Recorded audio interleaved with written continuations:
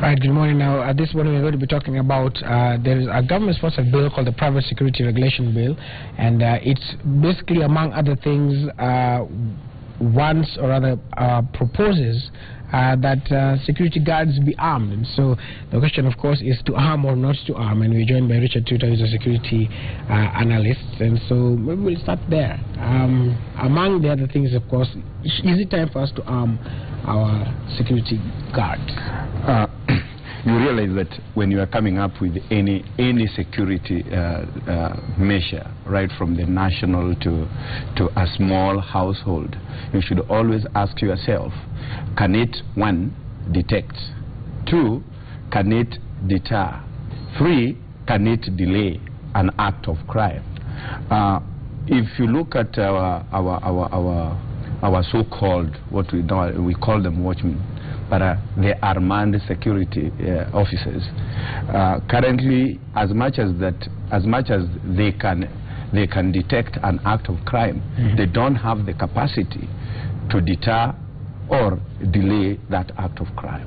Yes. So unless now we relook into those issues and maybe empower them to a level that they can detect, but at the same time, after having detected, they can deter or delay an act of crime. What about the fear that when you arm them, there's going to be that we are also trying to fight proliferation of small arms and weapons, and so if you arm them, maybe there's going to be some sort of misuse of the same? One thing for a fact, and which I'm very sure, is that the government will not just dish out some of these guns just like relief.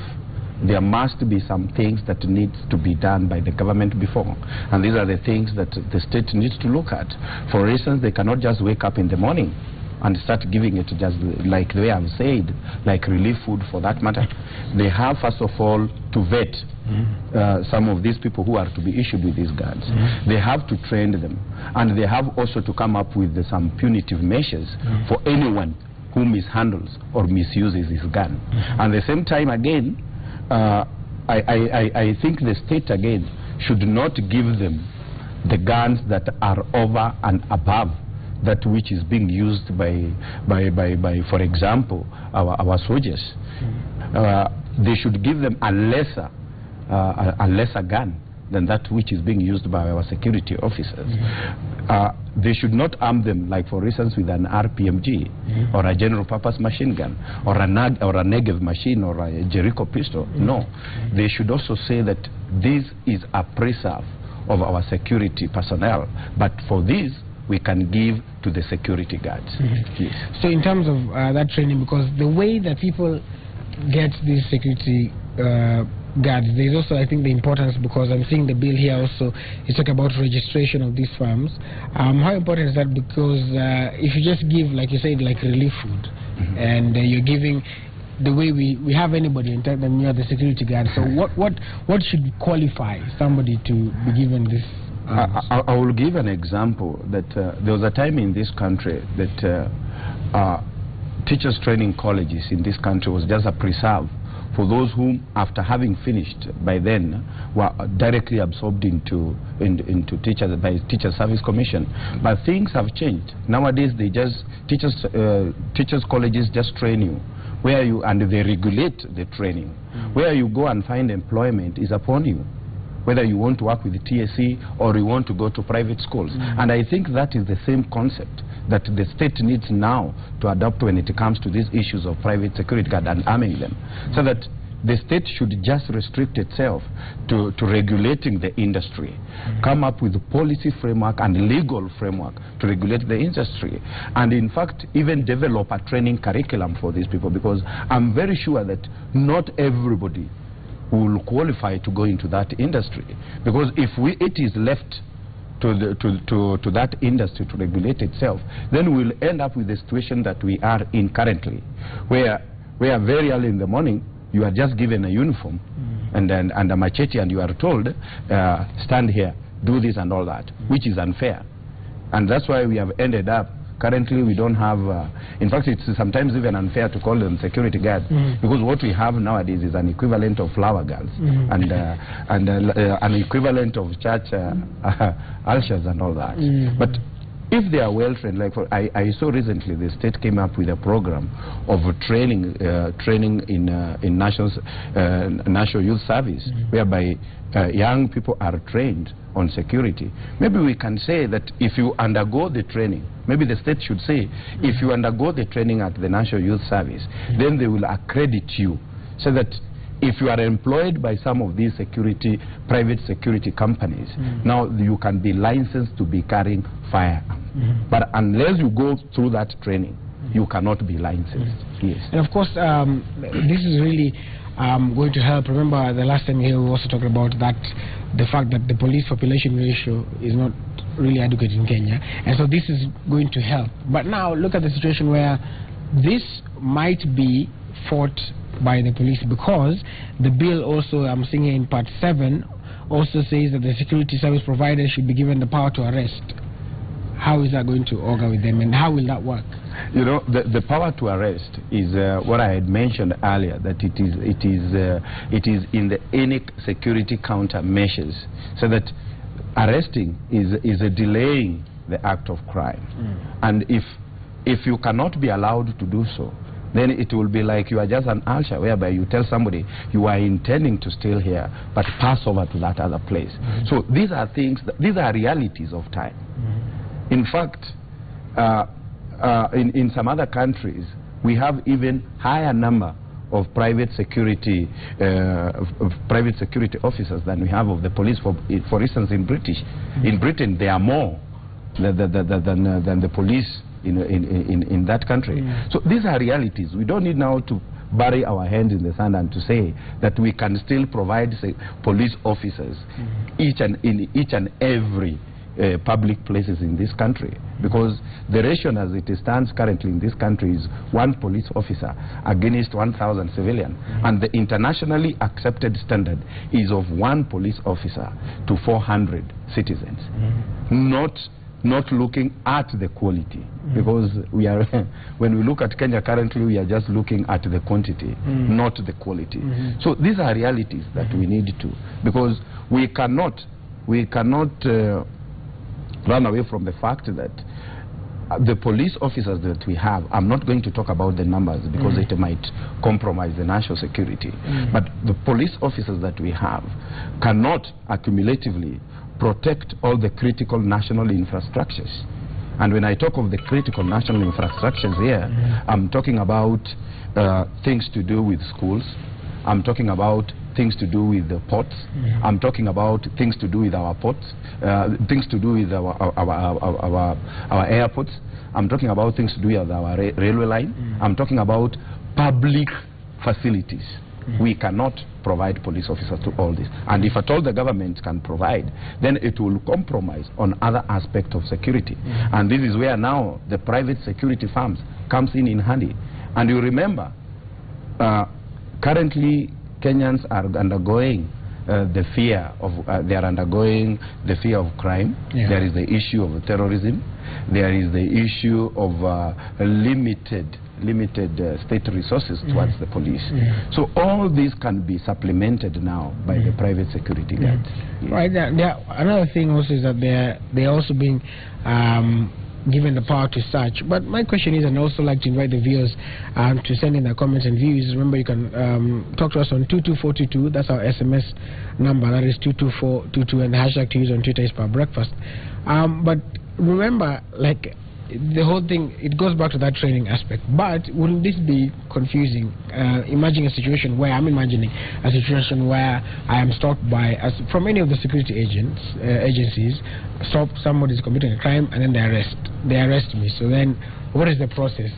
I'm arrested, and then we also have police officers who will come and arrest you and take you somewhere else. So what will be that distinction? I think if you look at the proposed bill, you realize that the role of these private security guards will be restricted to securing private entity, not public entity, unless when they are called upon to protect the public entity. So until when you are felt to be threatening the security of that particular private entity, that's when they will come in And when they come in, they will have powers to search on you, because unless I search on you, I cannot tell exactly what your intentions are. Until when I search you and I find that you are having, for instance, a firearm, that's when now I can be in a position to say and to ask you, what are your intention of having this firearm? So basically, all that what is in that act is not only aimed at strengthening the private security guard, but also to streamline their operations. Because you realize that there must also be a body that will be set up, that will be regulating. That not everybody can wake up in the morning and come up with his own security. There will be standards that will be set according to this proposed bill. So I think this bill is aimed at bringing order. Order, unlike whereby most of nowadays, if you just walk on the street, you will find some of these heads of these private security guards are having some uniform in the boots of their vehicles. They just see you and they call you, they give you the metal detectors without even you not knowing exactly what is entailed of you, and you don't know even what to do in case of something happening. And it is knowledge, at least, that guards are poorly paid, so to speak. And so would this also now say that, okay, so good, you have trained us, you are going to give us guns, you're giving us power to arrest. Is the next conversation going to be rupu? So it's more, they give them more money. I think the worst thing that can happen is in a situation that you need to arm anyone, you should always ask yourself, am I arming a monkey with a gun? Because the worst thing that can happen is when you entrust a monkey with a gun. And you know, if for instance today you give a calcium of AK-47 to a monkey, what that monkey can do. And what this bill should do also is when it comes up with that authority should also streamline the issues to do with payment. Because if for instance you pay me a peanut, and here is a situation whereby you have entrusted me with a gun, I can even give out that gun to someone else for payment. And another thing is that the state should also be very careful, because when the state decides to give out guns, it might also be giving guns to private militias or to private mercenaries, which can be used on hire to do some other funny things. And I think these are the areas that the state needs to be very keen, and especially it should give more powers to that regulatory authority. It should also give it teeth that it can bite, because the moment that regulatory authority is compromised, then we'll end up not having private security firms, but having private militias that can be hired. And that is the fear. So that is the fear that most people have. And I can see some of the questions here. People are really against it. Somebody says that is crazy. Nairobian says never ever. Cops already misusing theirs. That's the guards, and guards are paid peanuts. So do the math. So you're giving somebody who, like, is paid peanuts, like you're saying, arming a monkey, for example. So then what happens? Because what exactly should the government do to make sure that, is it in the registration phase, or is it in the, like you say, punitive measures phase, so that we are not, like you said, having private militias? I think the first step is, first of all, to have some legal framework on which to operate, and I think that is the direction that the government is taking. The second thing is to, within that legal framework, is to put measures that will deal with issues to do with how will these people be recruited, and what are the standards, what are the minimum academic qualifications for one to be recruited into these firms. The second thing is not only the government should also consider looking into other suitability tests. Just this, I think they should use the same standards that they use in recruiting the police officers, for example.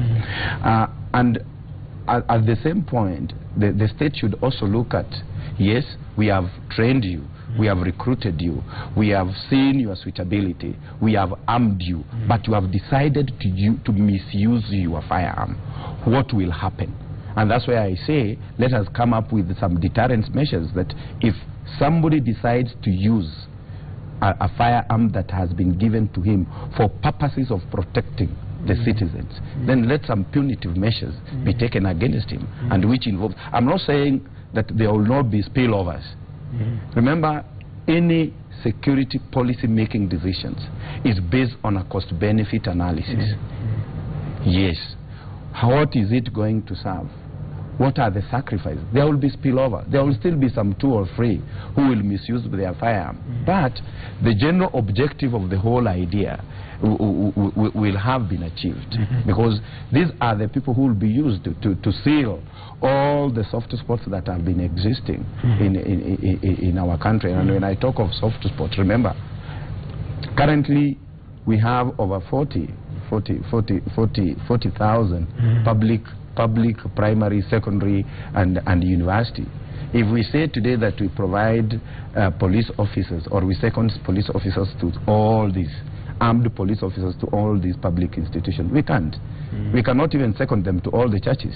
We cannot second police officers to all the discos that we have, disco places and places of entertainment in this country. We can't. Those are realities. And the only people who can supplement these is these manned, armed security guards. All right, so I'm just going to get some comments here. Somebody says, that is Paul Munyoki watching from Kitui. He said, giving arms to poorly paid security guards is like increasing the number of armed robbers. Then somebody says, somebody has a comment about army security guards and is asking for us to call. How about just send to 2242? Your number is in 663. Send your comment to 2242 and we'll be able to analyze your comments and questions, and we'll be able to analyze and talk to Mr. Tuta about that. Another question is, where is the center of authority going to be? Is it going to lie with the Cabinet Secretary of the Interior, the authority, or the Inspector General of Police? I think what the state is doing, basically this is the function of the state. Security is a function of the state, and the reasons as to why states are formed all over is to protect its citizens. What the state is doing currently is to delegate some of its function, but as much as it is delegating some of its function, it is solely remains responsible over what some of these private security firms will do. And that's why now the point of meeting should be either the Inspector General of Police and the Interior Ministry. But what is important is, as much as they are armed, but the state fails to have the capacity to monitor their day-to-day operations, we'll end up again having, and some of the fears that the citizens have will be much in order, because they have seen police officers who are well trained, well recruited, I will say relatively well motivated, but are still misusing their fire. Yes, because, and that's the question really. Is, and I think that is the fear. Are we mature enough to get to this level of arming our security? We are. The country ready? I say, if you look at it comparatively, if you look at other governments or other countries that we have got similar structures, and we have almost a similar economy, like for instance Uganda here, and our neighbor Tanzania. All their private security guards are armed, but wherever they are armed, but they are armed with lesser weapons. I think this bill is not saying that they be given even armored vehicles and all that. But what we need to do is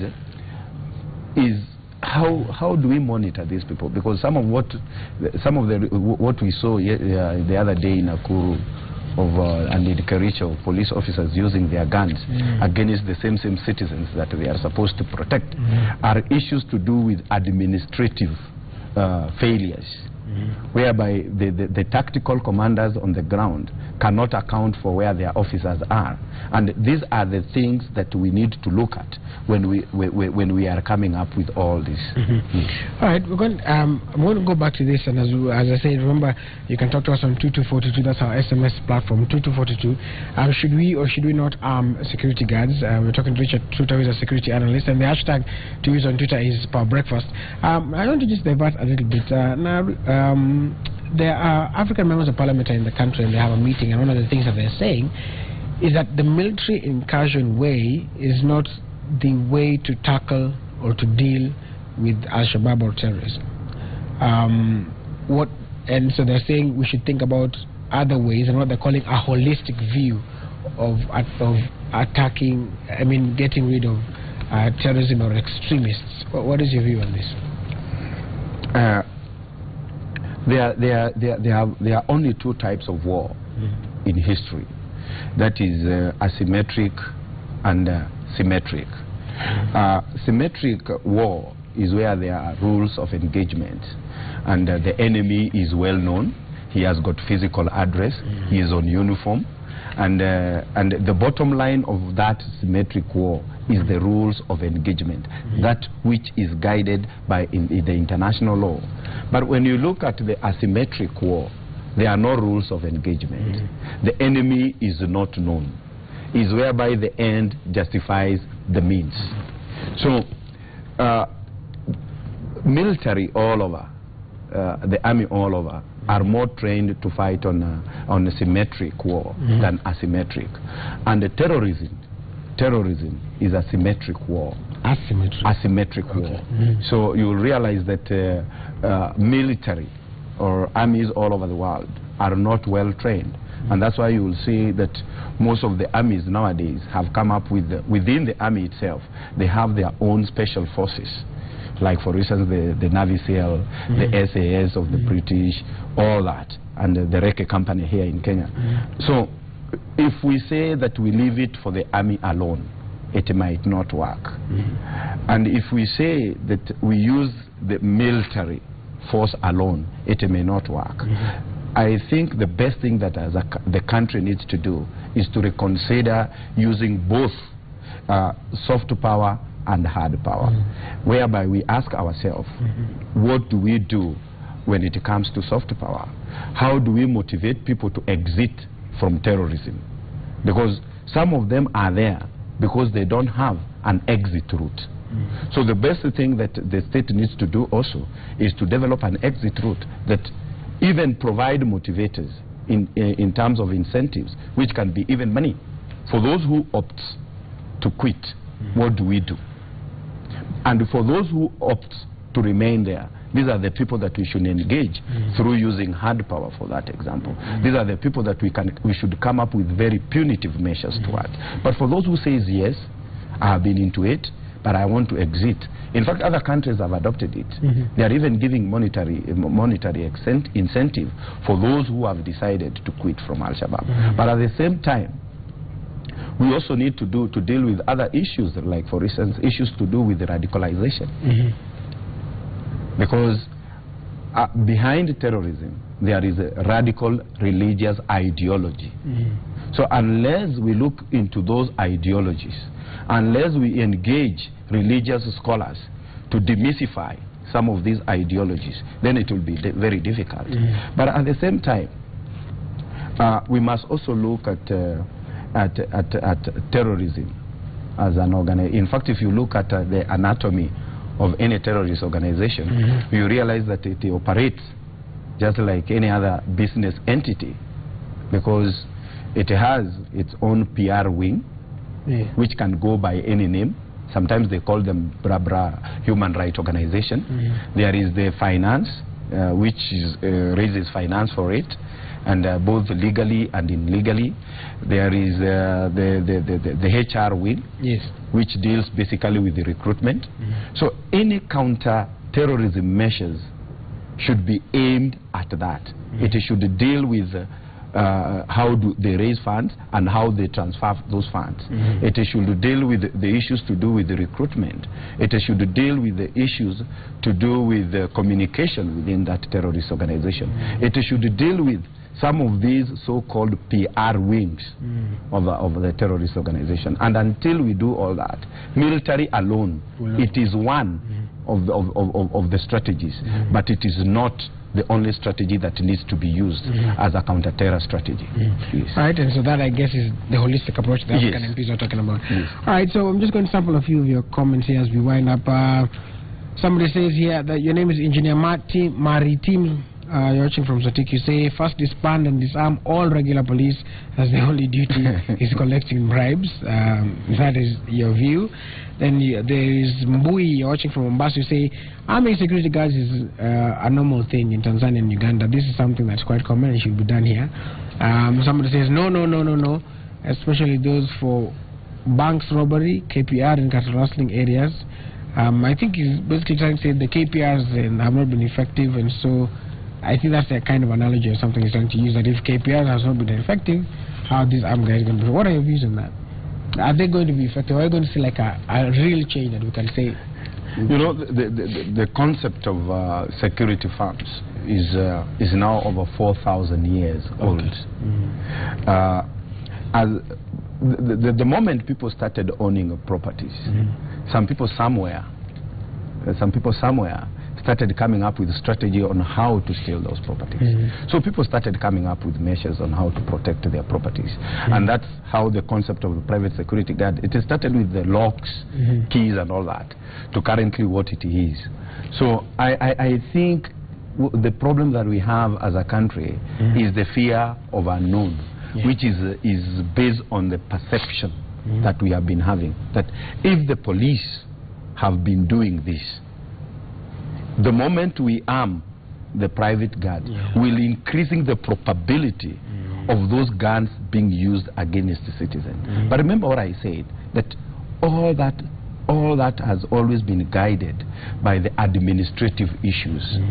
Because if you look currently, most of the tactical commanders in terms of the officers commanding stations, officers commanding police divisions, are not in a position to account for their police officers. Why? Not all police officers are living on a police line. So the moment somebody leaves the workstation, that is the OB, you cannot be in a position to tell exactly where that officer is.